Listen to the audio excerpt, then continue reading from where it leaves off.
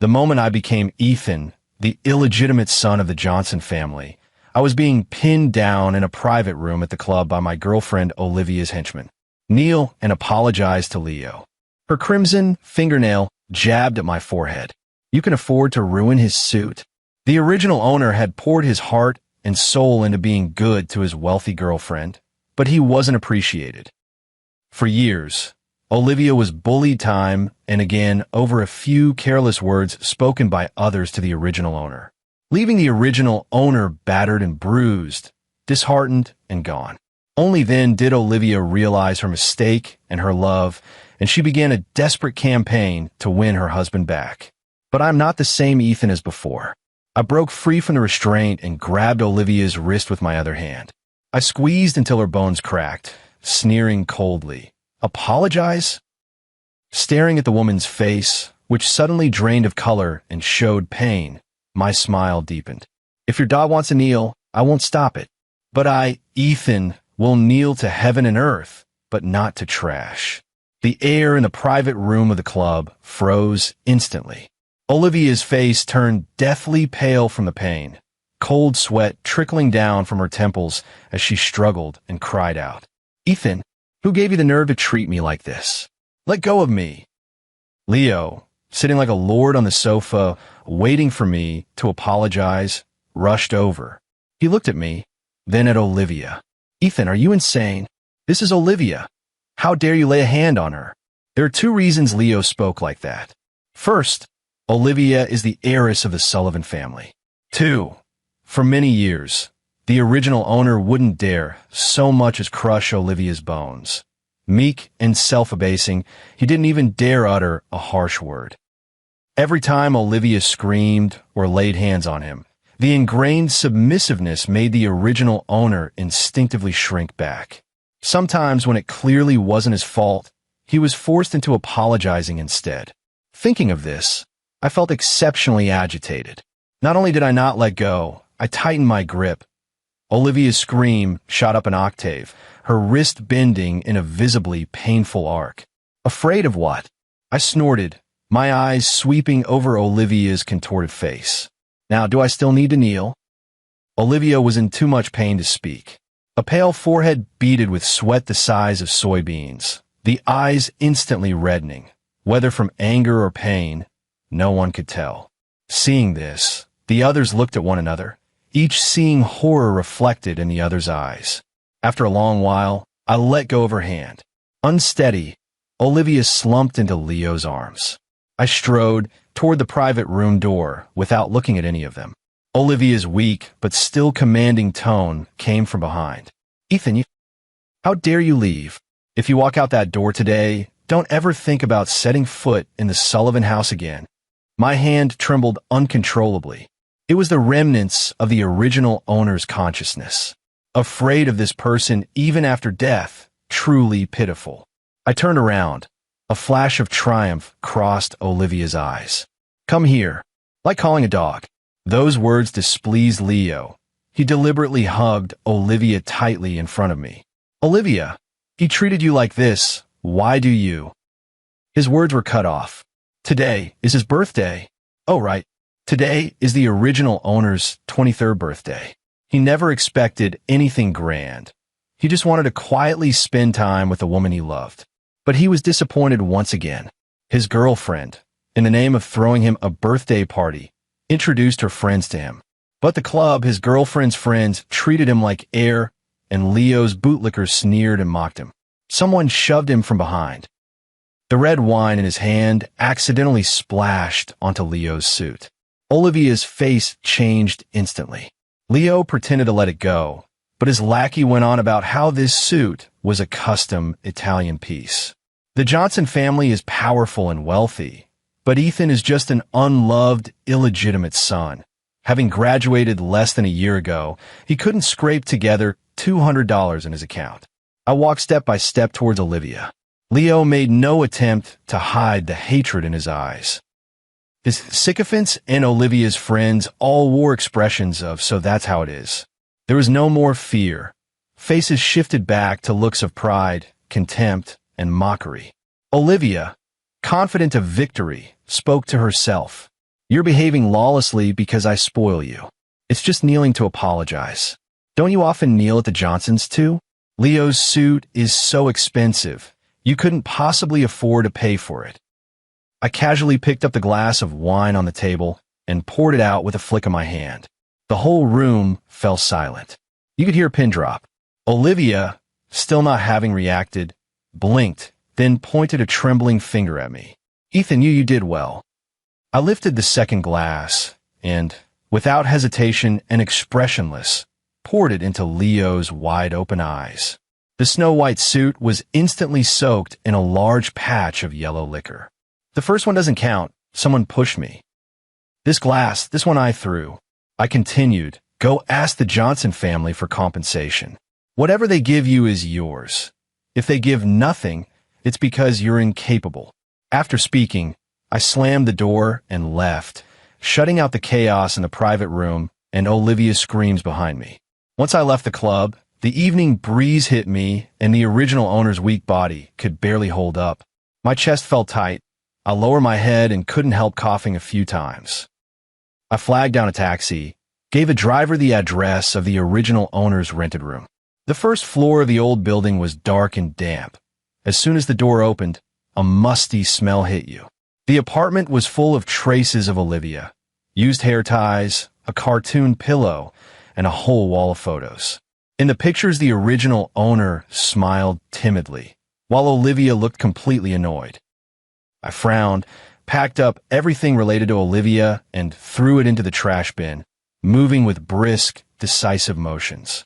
Then I took out the original owner's phone and blocked all contact info for Olivia and Leo, including the fake account Olivia used to test the original owner.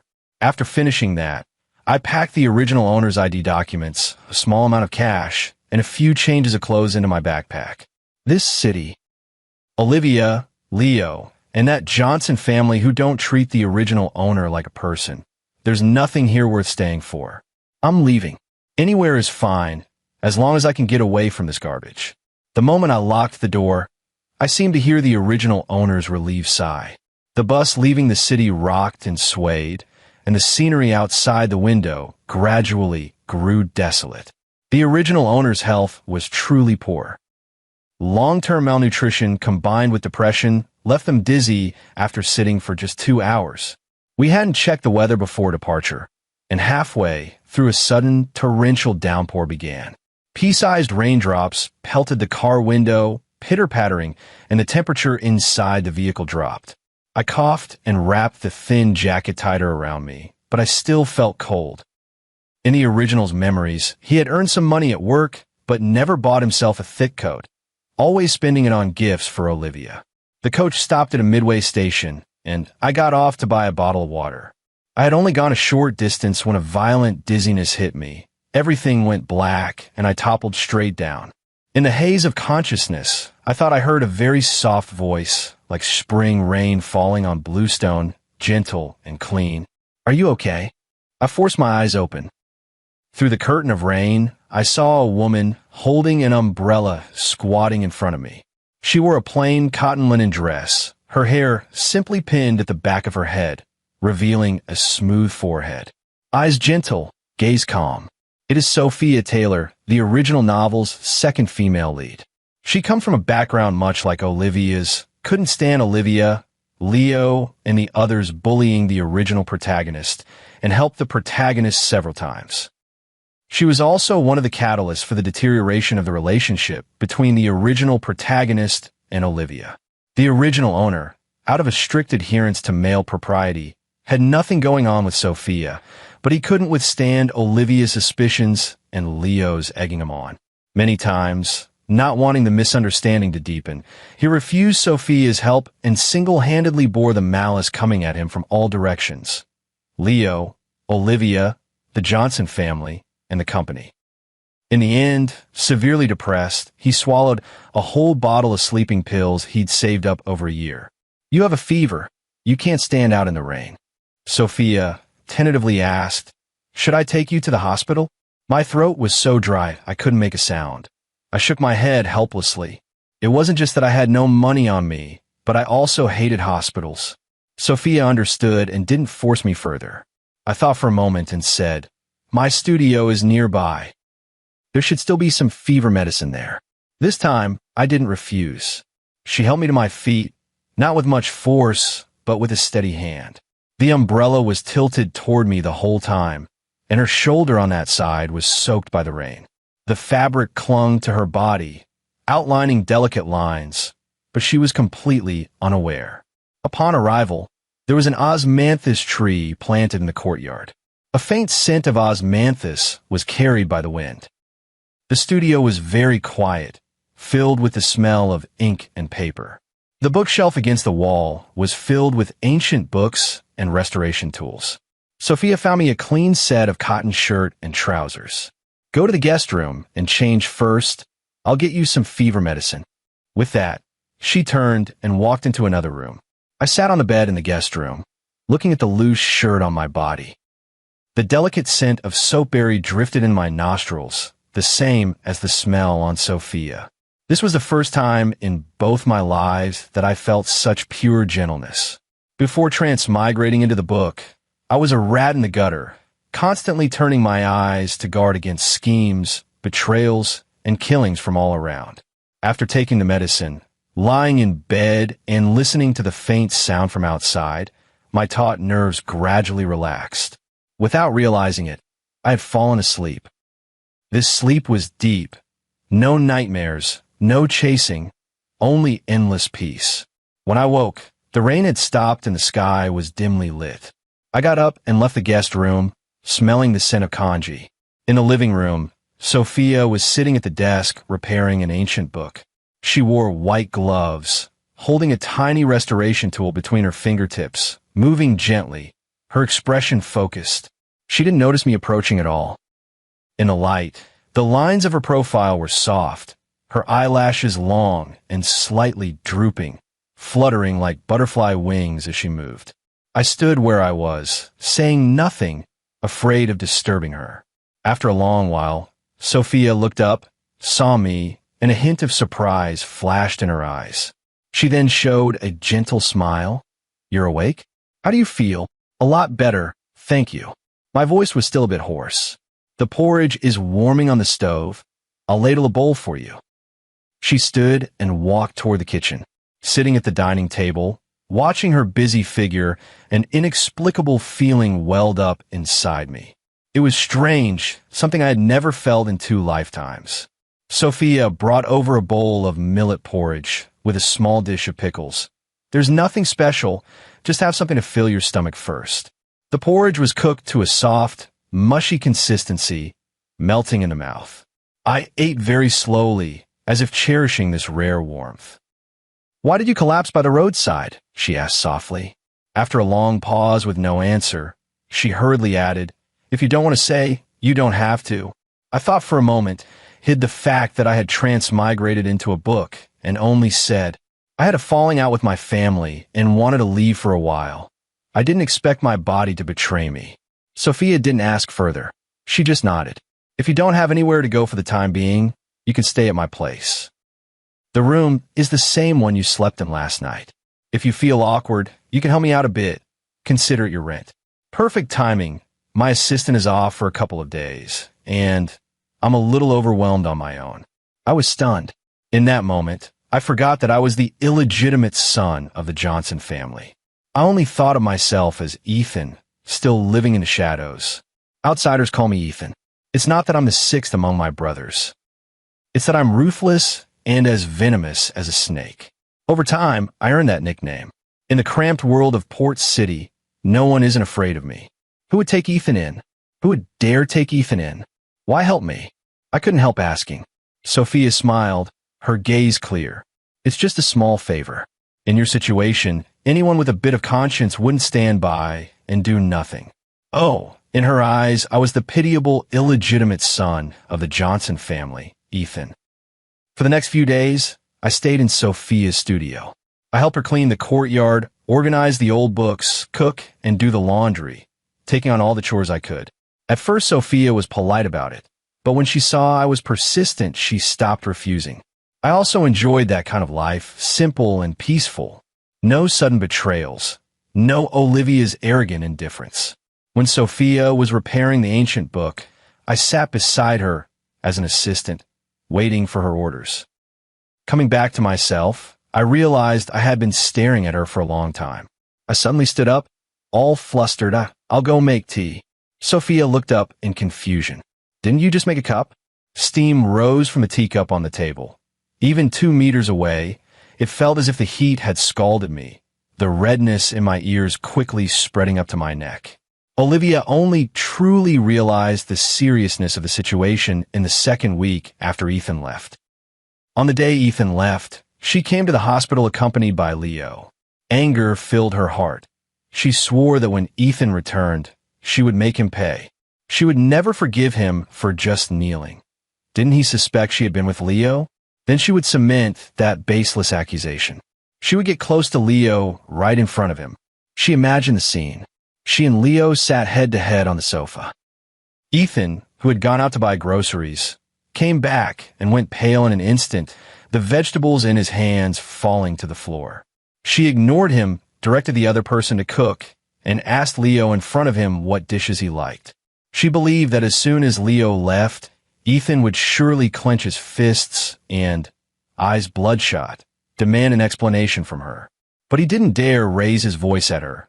He could only suppress himself until his shoulders trembled and his voice was hoarse. Thinking this, Olivia felt much better, and the wrist wrapped in gauze didn't hurt so much anymore. At that moment, Leo pushed open the ward door and came in. "Olivia, I had Nurse Wu make you chicken soup and your favorite furron pastry."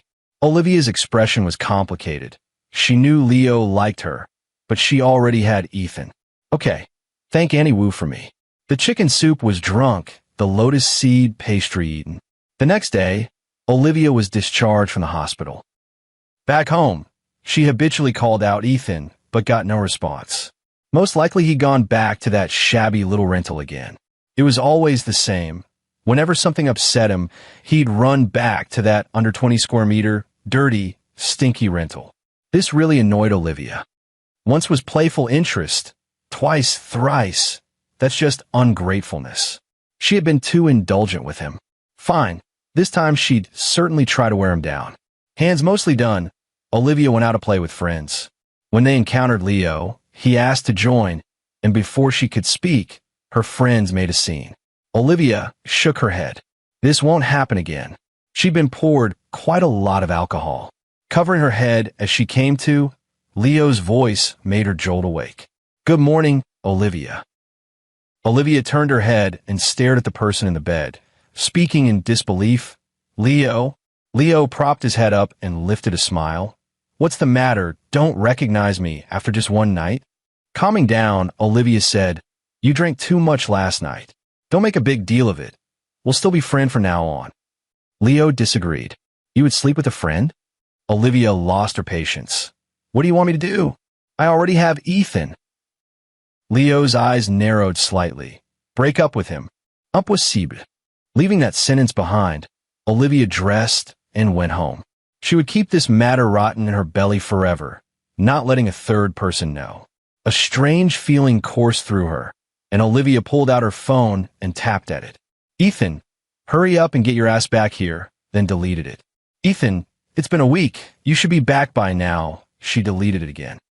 She thought for 2 seconds. "Ethan, I'm not going to pursue what happened before. I'll pay for Leo's suit. Just don't be so handsy anymore. You know how hard it's been for us to get to where we are. As a recognized, illegitimate son, you can't be presented publicly. My family intends to arrange a marriage with the Lewis family. So I had no choice but to get closer to Leo, but there has never been anything between us. Stop being so suspicious. You come back, I'll take you to apologize to Leo, and this matter will be put to rest. For now on, I'll keep him away from you more often. Is that okay? Are you satisfied now?"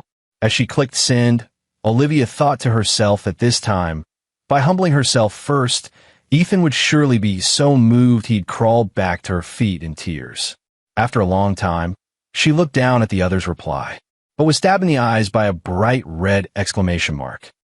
Olivia snapped to her feet from the sofa, so angry she could explode. Ethan blocked her? Ethan actually dared to block her? The spacious villa echoed with a woman's roar. Ethan. Olivia drove to the old residential complex that had been marked with the character for demolish. She used the key in her hand to open the front door.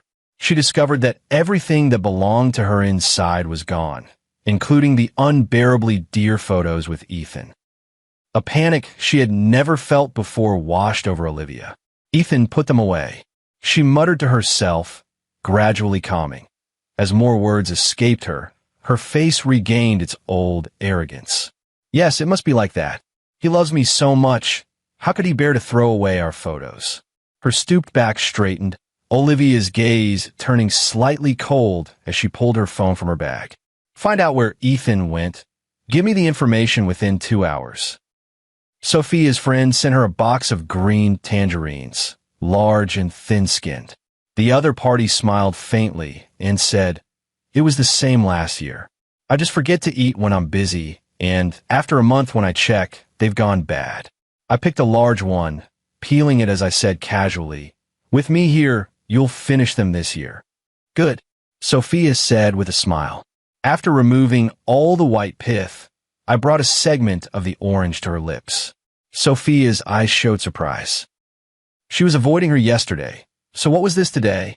She hurriedly took off the gloves, but heard the other person say, "When Lily is around, aren't these all supposed to be done by her?" Lily, the assistant who goes home when Sophia is on leave. A few days ago, Ethan asked her for Lily's contact information. She thought it was to inquire about ancient book restoration, so she gave it. Now it seemed Ethan was asking about more than just work. Yes, but their eyes met. The other person gazed at her with innocent, unblinking puppy eyes. The words on the tip of her tongue were swallowed back. "Eating one time should be fine, right?" Sophia lowered her head and opened her mouth to take the orange being fed to her. At that moment, the locked courtyard gate was forcefully pushed open from outside. Seeing the interaction between the two, Olivia's eyes filled with rage. "Ethan!" Sophia frowned. This Olivia, as always, had no sense of boundaries. The person sitting in the chair stood up, their view blocked. Olivia's visit made me extremely displeased. My chest surged with murderous intent, frost settling over my brows and eyes. Olivia paused in surprise as she stepped closer. Just moments before, the man's face had clearly shown a relaxation and warmth she hadn't seen in a long time. But in an instant, facing her now, there was only cold indifference and undisguised loathing. Before Olivia entered the living room, I strode out. His hand like an eagle's claw grabbed the clueless woman's shoulder and dragged her out. Pain made Olivia furious, and she screamed, "Ethan, let go of me." I said let go. He didn't release her, and Olivia gave up and let things go. I said you were being so defiant this time. Turns out you got involved with someone named Taylor. A dead fish woman like her can satisfy you up. Closing the courtyard gate, I flung the noisy woman to the ground. Olivia staggered and was caught by the bodyguard who had brought her. Her shoulder hurt, her wrist hurt. Olivia covered one side with a hand and couldn't cover the other. She gnawed her teeth in hatred. Ethan never dared treat her like this before. Sophia, it must be Sophia. Looking up, Olivia was left only with towering rage and hatred. When did you two start seeing each other? Last month? Or at my grandmother's birthday last year? Last year was old Mrs. Sullivan's 80th birthday. People from all walks of River City came to offer their congratulations. Sophia attended on behalf of the Taylor family. The more Olivia thought about it, the more she felt her suspicions were right. Last year, on her grandmother's 80th birthday, she caught the two of them huddled together whispering, and Sophia even came over and, with a pointed look, said to her, "Since you're together, at least be kind to the person." Jealousy consumed Olivia, red veins crawling across the whites of her eyes. "Bitch, haven't I treated you well enough? You're a bastard. In the Johnson family, you live worse than a dog. If it weren't for me, could you have made it this far?" At the beginning, when the original owner was taken back into the Johnson family, Olivia had been quite good to him. At that time, Mrs. Johnson disliked him, and his nominal father was absent more often than not. Evan, the original owner's half-brother by the same father, went out of his way to bully him, and the servants changed with the wind, stealing his belongings and skimping his food. Ethan really lived worse than the dog Evan kept. Olivia's appearance was like a light that illuminated the childhood Ethan. He naturally fell in love with Olivia, who had rescued him from the mire. But after getting out of the mud, Olivia complained that he was covered in dirt. Snapping back to my thoughts, I sneered, "Thanks to you, I've seen the most shameless woman in the world. Keeping one at home and courting another outside. Olivia, aren't you thrilled?" I closed in on her. At such close range, I naturally didn't miss the flash of guilt in the woman's eyes. It seems Leo got his way. As Olivia's other childhood friend and the legitimate son of his family, Leo had no romantic interest in Olivia at first. But when the original owner was with Olivia, the rich young master's cruelty became apparent. He still didn't really like Olivia.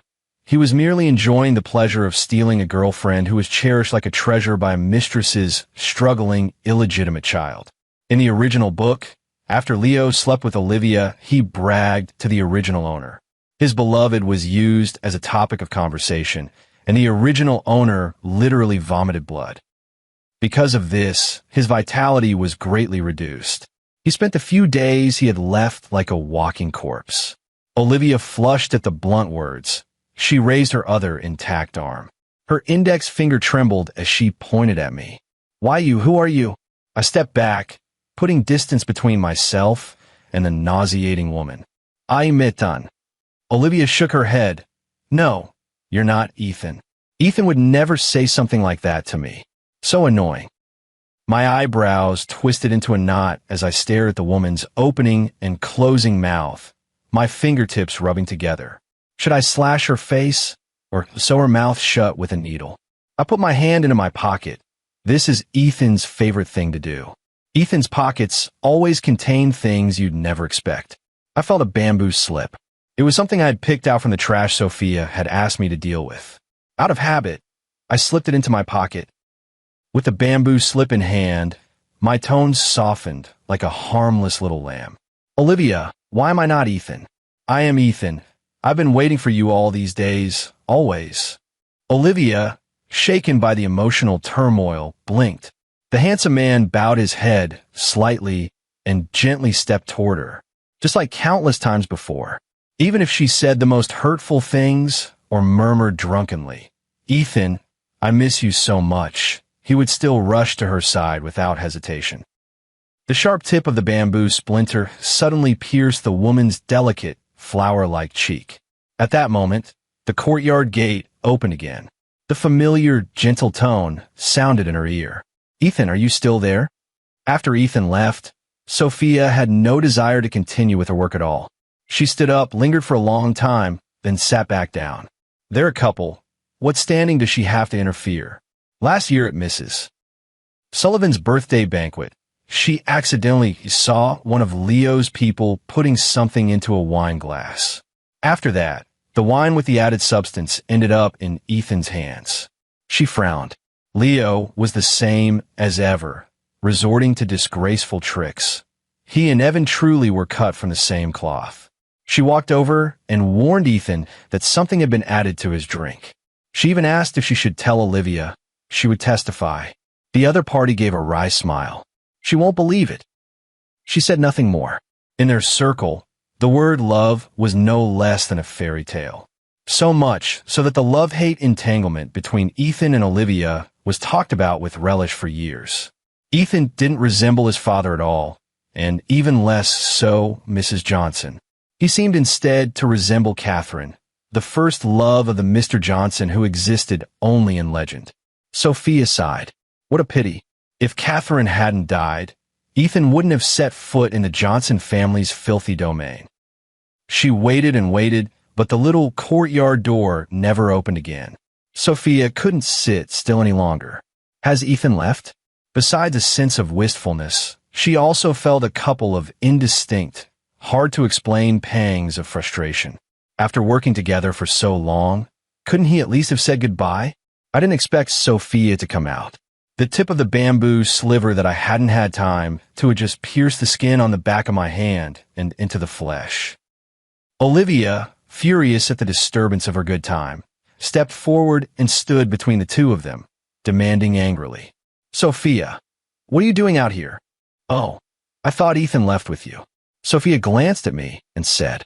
I gripped the bamboo strip tighter and forced out a smile more ugly than crying. "No, if I were going to leave, I'd tell you." The flame I had just managed to smother flared up again. She's still here, and the two of them are flirting? Where was she when they weren't catching anyone? I can't bear to think about it. Just thinking about it, a little made Olivia wish she could kill the hypocritical woman in front of her. "Sophia, you still have the nerve to keep my man hidden and show your face? Has the Taylor family had a long enough peaceful life?" Sophia's eyes grew cold. "Miss Sullivan, what big words. Since when did River City become your Sullivan families?" Her brows and eyes were mocking, no longer the usual calm. "Someone as slow-witted as you, who can't grasp the subtleties. If such a person could dominate River City with one hand, then River City would be like a sandcastle built by 3-year-olds. Being insulted for her stupidity in such a roundabout way, Olivia was so furious she couldn't utter a complete sentence for a long time. She instinctively turned around, intending to seek Ethan's help. She saw her boyfriend staring obsessively at the woman standing in the gate of the courtyard. A palm strike came. Instinct etched into my bones made me clamp the enemy's hand and bend it back. "Ah!" Olivia screamed. Fractured Olivia was urgently rushed to the hospital by the bodyguards. I returned to the small courtyard. I hid in the kitchen to wash the wounds on my hands. Someone knocked on the kitchen door. "Ethan, are you okay?" "The one with the broken bone is that stupid woman Olivia. I'm perfectly fine." I pressed the kitchen paper folded into a square against the wound and opened the door to step out. I'm fine." Sophia's peripheral vision glanced back toward me. She probably sensed it. That made me nervous. After a long while, "Hungry, right? I'll make today's meal. 3 dishes and a soup." I ate until completely satisfied. The little pain in the center of my right palm had long since vanished without a trace. I wanted to wash the dishes, but the other person stood up and said, "I'll do it." She discovered it.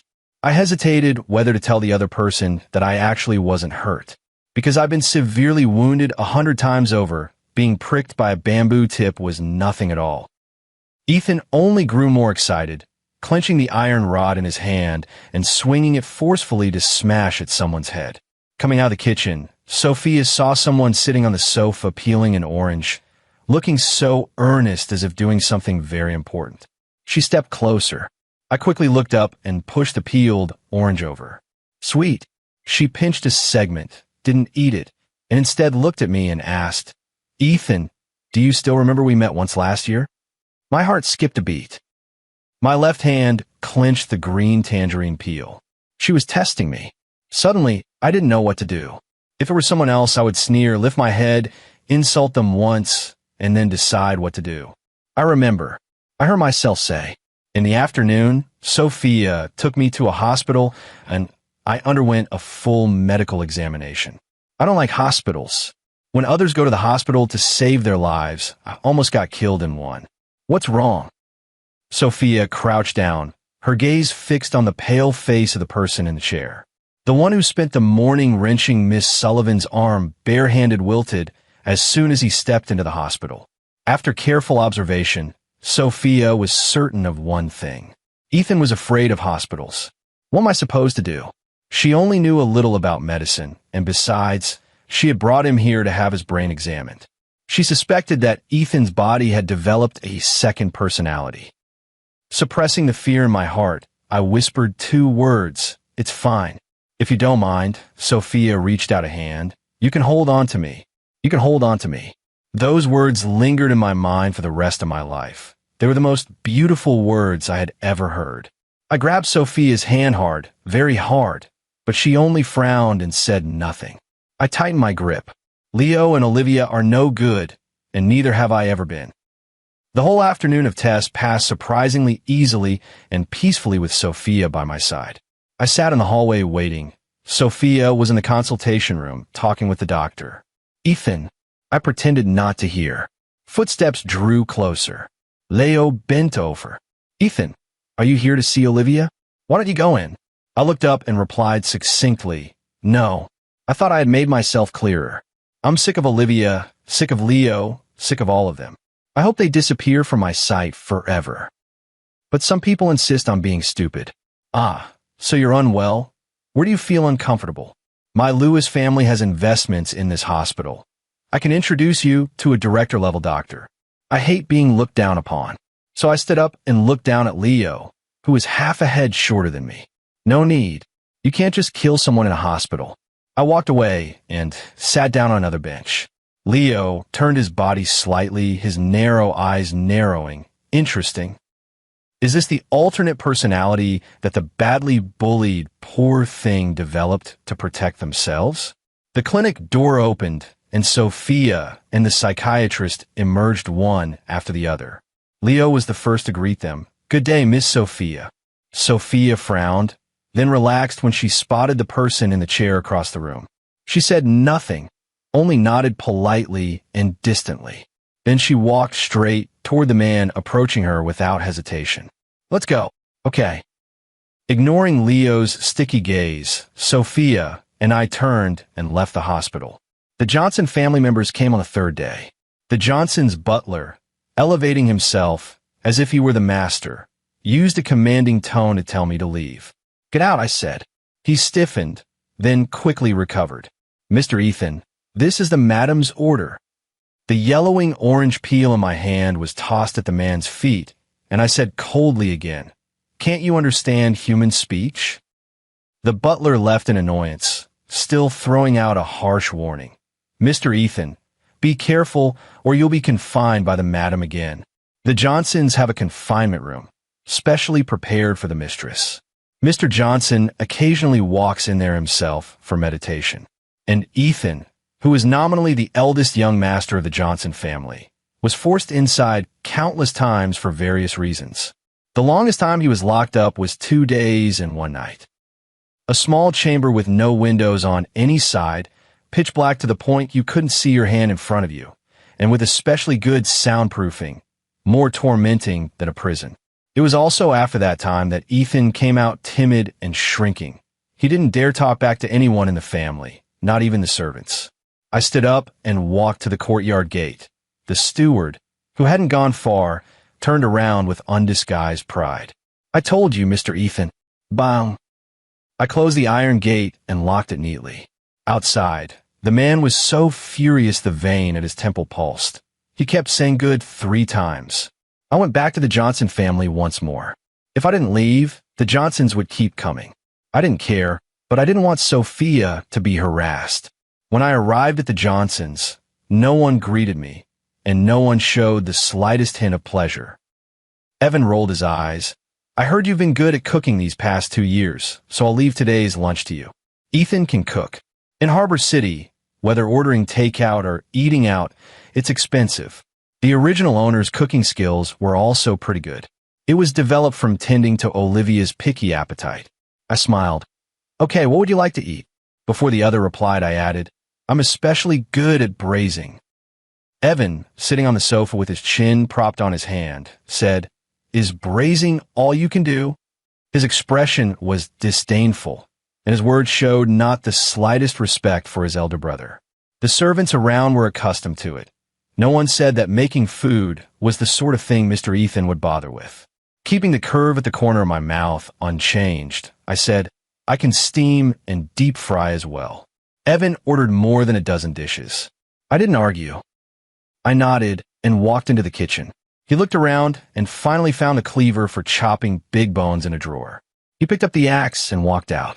The servant, who as usual liked watching commotion, was momentarily stunned, not knowing what humble Mr. Ethan intended to do with an axe.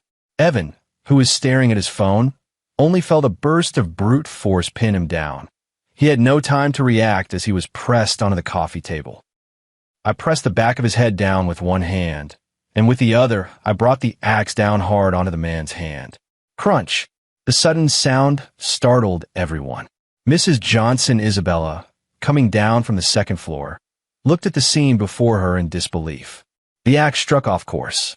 It didn't chop Evan's hand off but it split the expensive marble coffee table with a crack. My whole arm went numb from the recoil. Evan peed himself in terror, then screamed for his mother. Mom. Ethan's gone mad. Save me. Save me. Security guards outside swarmed in like a hive. The axe hovered at the throat of my henchman's cowardly neck, and I said in a chilling voice, "You can try. See whether you're faster or my axe is." The security guards and servants all stepped back. Isabella was both shocked and furious, her vision going dark. Unsteady, she was steadied by a quick-handed servant. She pointed at me and scolded, "You've rebelled. You've revolted against heaven. I fed you, I watered you, and you actually harmed my son right in my own home." I tilted my head and smiled. Thank for the compliment. Unable to maintain the noblewoman act any longer, Isabella pressed her hand to her forehead and stepped back, snarling, "Call the master back, quickly." 20 minutes later, Mr. Johnson came rushing back in a flurry. The original owner was bullied by Evan and the servants, and as his father, he did not come back. The original owner was framed for stealing Isabella's jewelry and locked in the punishment room by her without any distinction, and as his father, he did not come back. Locked in the detention room for 2 days and 1 night, the original owner cried and cried injustice, trembled in fear, and screamed in collapse, his fingers clawing the walls until they bled. As a father, he still hadn't come back, but he returned when the little son wet his pants. "You wretch, what are you doing?" That's exactly the line I was waiting for. I lower my head, and the axe moved from Evan's neck to his arm. "Your son wanted to cook for him? I'm a person who insists on slaughtering and cooking on the spot. If he wants braised, steamed, fried, no problem. This ham will be braised, this arm will be steamed, and this fat leg will be fried." Isabella's face went deathly pale, and a timid servant vomited on the spot. "Mr. Johnson trembled with anger, pointing at me and yelling, "Unfilial child. He's your younger brother. My mom only gave birth to me. Where would a younger brother come from? You still have the nerve to mention your mother. She was famous for her virtue. If she saw you like this, she'd surely be so angry she'd die." My face instantly darkened. "Shut up." The axe struck the marble coffee table once again. "You are the one with no right to bring him up, Mr. Johnson." My axe pointed at him. "Do you dare tell what happened back then?" Outsiders said Catherine pretended to be morally superior, but Mrs. Johnson saw through her as an ambitious woman trying to climb into nobility. Even though she was pregnant, she was not allowed to marry into the Johnson family. But the truth was that Catherine came from a scholarly, respectable family. She was exceptionally talented and as beautiful as an immortal. Mr. Johnson fell in love at first sight and relentlessly pursued her. Catherine was moved, and the two had a free love. And that seemingly most amiable Mrs. Johnson could not tolerate her son loving another woman far more than his own mother. Mr. Johnson and Catherine were already discussing marriage when Mrs. Johnson, who had been polite to Catherine at first, suddenly changed her tune and threatened Mr. Johnson with suicide to force him to break up. Mr. Johnson chickened out. Pregnant Catherine, disillusioned, left for a distant place. In the later part of the original work, it describes that on her deathbed, Mrs. Johnson spoke kindly, admitting that back then she was blinded by jealousy and had ruined such a fine young woman. The Johnson family, from top to bottom, are all trash. Big trash gives birth to small trash. Small trash gives birth to smaller trash. With the axe held to Evan's face, I said slowly, "I'm back, not for anything else, just to take one thing. Once you hand that thing to me, from then on I, Ethan, am done with you and the Johnson family. We're even." "Not willing," I sneered. "I don't mind turning Evan into a full-course feast. What do you want?" Mr. Johnson asked wearily, pressing his temples. "The household registration book." Mr. Johnson looked up, puzzled. "What do you need the household registration book for?" Then he remembered something, and his face filled with displeasure. "To marry Olivia, you have to make such a fuss. How have I taught you all these years? He's old, and he speaks in riddles." I cut him off impatiently. "I want the household register name changed." The original owner's name was chosen by his mother, Catherine. Ethan. In the original novel, Ethan did not die. After she swallowed an entire bottle of sleeping pills, a distraught Olivia went madly searching for someone. Ethan was saved. Olivia wept bitterly. Leo, Isabella, and Evan repented. Their father, Mr. Johnson, had reddened eyes and vowed that no one would ever be able to bully him again. It was as if overnight everyone came to love him. But did Ethan really find it? I want to change my name. I don't want to be called Ethan. After thinking for 2 days, I decided to change only the surname and keep the given name. Mr. Johnson's face flushed with fury, even more enraged than when he first entered the villa and saw his beloved youngest son pressed against the coffee table. Nonsense. I had anticipated this, but I'm not here to negotiate today. I'm here to inform you. My patience has run out. My axe came down for the 3rd time. Evan's scream shot straight up into the sky. As I came out of the Johnson family villa, I saw Lily with a young man. I squinted. Lily introduced proactively, Jacob, the boss's younger brother.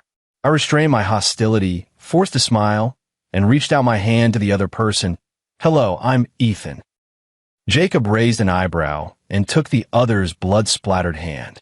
Sitting in Jacob's car, Lily chattered nonstop. She first said she'd heard the commotion from the Johnson family from far away. She wagered that within 2 days the Johnson family would be topping River City's hot search at #1. Then she tapped her forehead and suddenly said, "Oh my, what a memory I have." She turned from the passenger seat and said, "Ethan, the boss is the one who sent us." After you left, she was worried, sick, couldn't get any work done, wouldn't eat, just sat there staring into space. Although I'd guessed, I still asked, really? The driving Jacob snorted. When she said you were sick, I didn't believe it. Thought you were faking to fool that idiot of hers. Now, it looks like you're not only sick, but seriously. Ow, why are you stepping on me? He cried out in pain from the stomp and got a scolding in return. If you can't speak, then don't. No one thinks you're mute. I left the small courtyard less than half a day ago, but it felt like a century had passed. Those people's faces flashed past before my eyes, and in the end, only the one in front of me remained. I'm back, I said softly. When he was Ethan, Mr. Johnson ignored the original owner. After turning back into Ethan, he started pestering him. What a rotten old bastard. Mr. Johnson came a 3rd time, and after being turned away for the 3rd time, he lost his temper. He shouted loudly outside the door, "Ethan, I am your father. We can sever our father-son relationship," I said calmly. Mr. Johnson outside the door grew even angrier. "What are you saying? Even if Evan bullied you before, he was young and immature. As his older brother, can't you show a little tolerance?" "No. All right. We'll talk about Evan later. For now, you're coming home with me. Get out. Ethan, I've already dealt with all those servants who disrespected you. What more do you want? I want that old bastard to disappear from in front of me forever. If it weren't for not being able to lay hands on him in front of Sophia, I would have sewn that old man's mouth shut long ago." They chattered noisily, driving me mad. No matter what he said, I simply wouldn't open the door. After 2 hours, Mr. Johnson left in a huff. The world went quiet. I turned my head, and the two of them were holding a watermelon for eyes staring at me. Where did the watermelon come from? Lily, Mr. Jacob had someone buy it. I frowned. The courtyard gate was occupied by Mr. Johnson. No one had come in at all. Jacob spat out the watermelon seeds, grinning. He climbed a ladder and came in through the 2nd floor. "Me," Jacob said again. "You were born sick, born weak. You used to be really, ridiculously cowardly. Because you were so timid, we didn't hang out with you. If you had even a shred of courage, Evan wouldn't have been manipulating you for over 10 years, and you wouldn't be friendless in this circle." He got kicked by Lily standing beside him. "Even with your mouth full, you won't shut up." Jacob refused to leave the studio. He constantly tried to persuade me to go out and play. Clubhouses, racing, horseback riding. He said he could take me to all of them. He claimed it was much more fun than doing those old, dead things with Sophia. Ethan had tried all the things he mentioned. After making a name for himself, he had what he should have and what he shouldn't. Boring, pretty sick of it. "You're really not going?" Jacob asked once more. I refused outright, not going. He asked Lily, Lily, are you going? Lily shook her head. I'm not going either. Last time you took me speeding, I nearly had a heart attack from the fright. Fine. Jacob stomped off alone, sulking. Not long after, Lily said she was going out to buy groceries and left as well. The studio was left with only Sophia and me. Sitting beside her, I stared at her almost greedily. Jacob noticed that I liked him and let me in on the fact that Sophia was going on blind dates. He said those men admitted Sophia was pretty, but dull, like a stagnant pool that would never stir. I asked him who they were. I wondered which eye should gouge out. Jacob shook his head. Don't take it to heart, it's scary. Don't worry, I've already had someone teach him a lesson. Sophia wasn't stagnant water. She was the spring water under the osmanthus tree. There was no woman in this world more gentle, attentive, and understanding than she was. Is there writing on my face? Being stared at intently for a long time, Sophia couldn't help teasing. I was stunned, hastily withdrawing my gaze and looking down, and no, word got out that I have dissociative identity disorder. The first one who couldn't sit still was Olivia. She came again, but not as high-handed and arrogantly rude as before. She said she would forgive the unclear relationship between me and Sophia, that she was willing to take me to the hospital for treatment and accompany me until I got better. The one who should go to the hospital for treatment is you, Olivia. Your delusions are severe. After saying that, I stood up and walked out. The woman lunged forward and hugged me. Ethan, it's me. How could you forget the little moments between us? You love me the most in this world. Only me, not Sophia. The other patrons in the cafe glanced over. Someone took out their phone. Restlessness and murderous intent surged. Without hesitation, I grabbed the woman's hair from behind and yanked. Olivia screamed.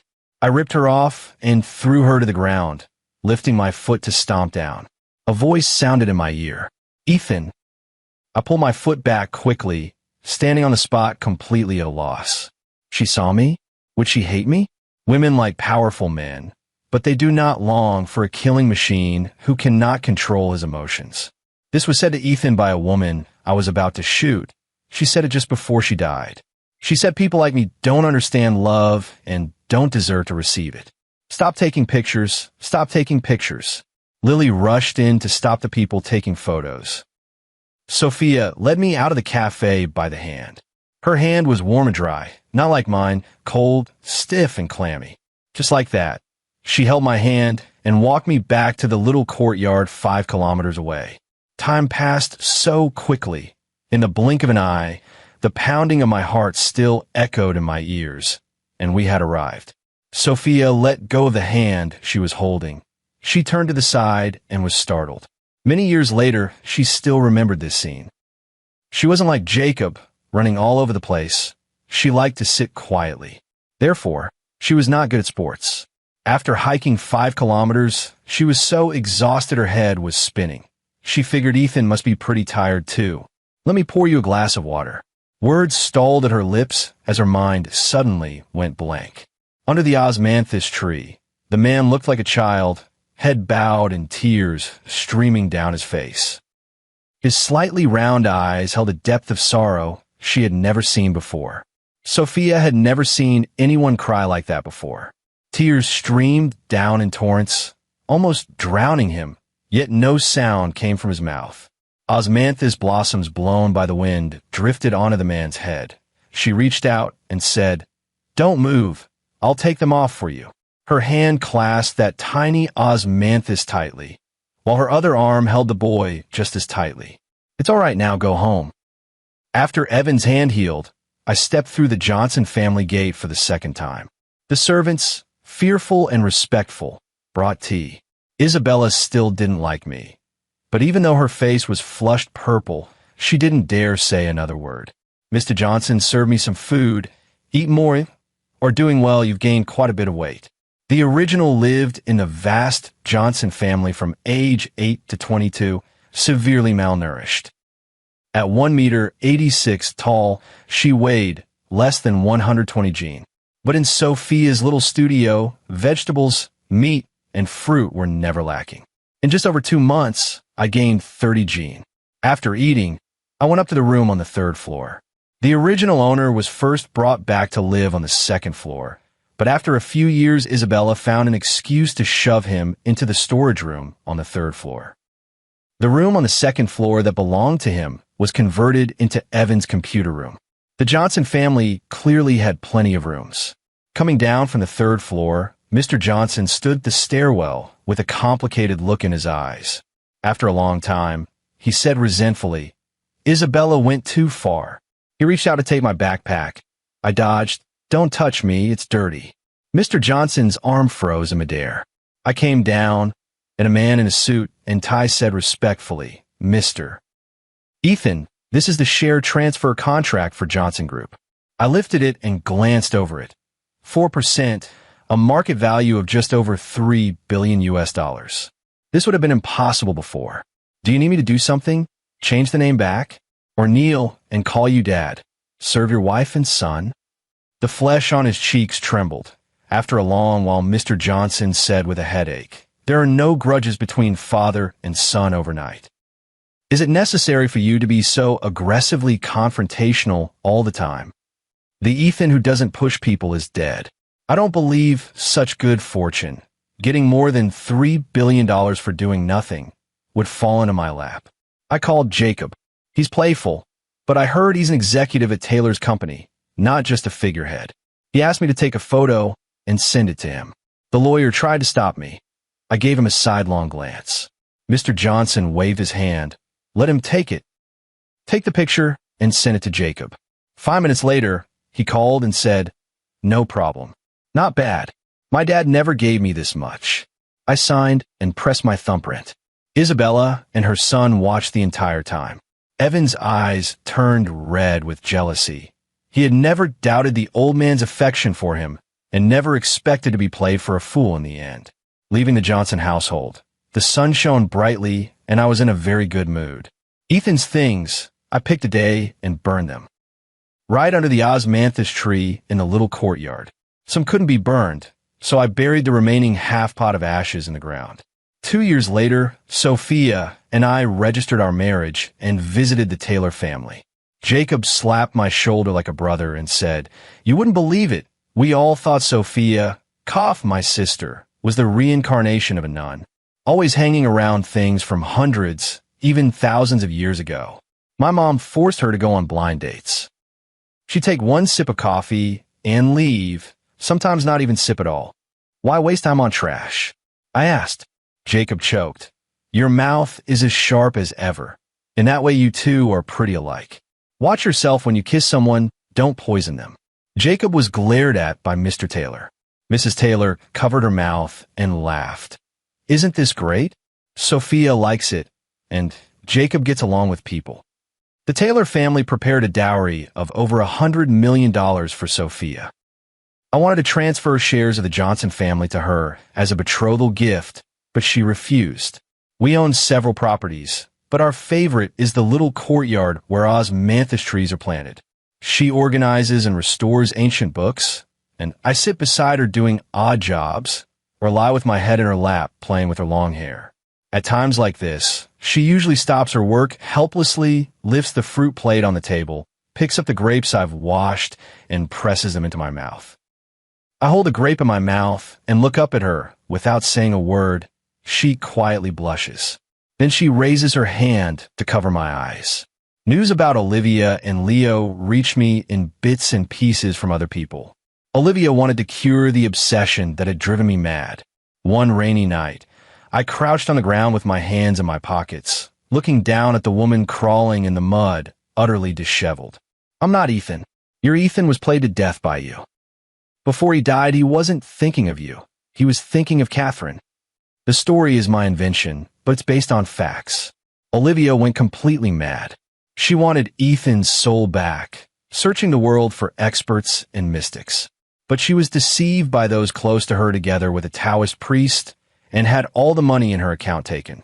When the Sullivan family found out, they were utterly disappointed and forced her into a marriage with a playboy who had been married twice. The playboy was not Leo. As for Leo, no one knew what he was thinking. He was obsessed with seducing men, and the men he sought were somewhat similar to me. Rumors gradually spread within the circle that his real purpose in getting close to Olivia was because of me. It disgusted me. I only sent him a man. In the middle of the night, Leo had a massive hemorrhage and was taken away by an ambulance. He was completely furious. At least Olivia's marriage brought someone who wanted her. Him.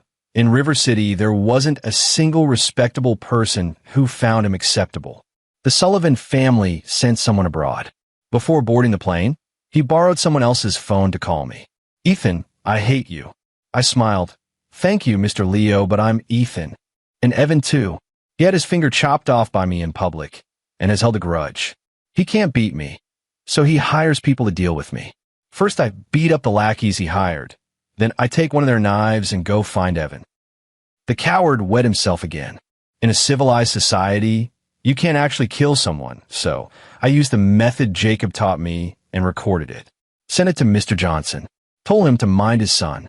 Troublemaker, Evan was thrown into the Johnson group for training.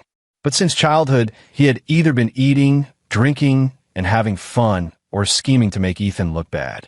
When put in charge of managing the company, he made a complete mess of it, consecutively causing the Johnson Group to lose several $100 million. Mr. Johnson, furious enough to have a heart attack, kicked him out.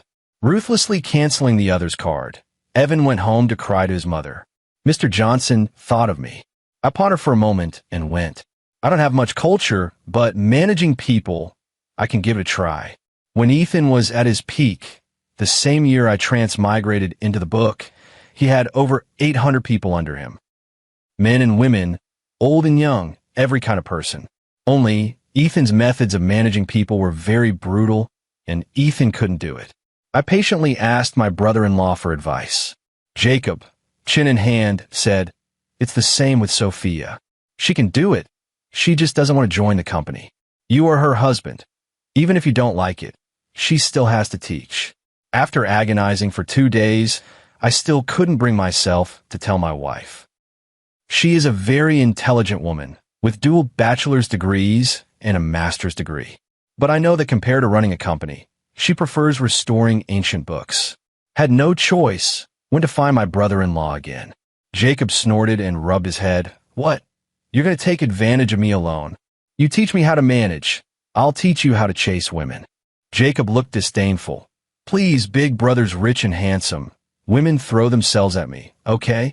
Chase Lily," I said with a blank face. Jacob faltered. After a long pause, "Well, I'm not interested in Lily. A total violent maniac. Who would like that kind of woman? I'll teach you because we're bros." Haha, what do you think you should start learning? After working nonstop for a week and coming home, I collapsed on the sofa. A cup of warm water that smelled sweet was brought to my lips. I tried to sit up to take it. "Don't move, I'll do it." Sophia placed her other hand on her husband's nape. He immediately tilted his head like a puppy, nuzzled her palm, and then began to sip the water. The water was sweet. Honey had been added. After drinking, I felt energized all over. Staring at the woman in front of me again and again, I grabbed her hand and gave it a shake. "Wife." She curved her lips. "Not tired?" I nodded, shook my head, and let out a silly laugh. "Seeing you make me not tired anymore."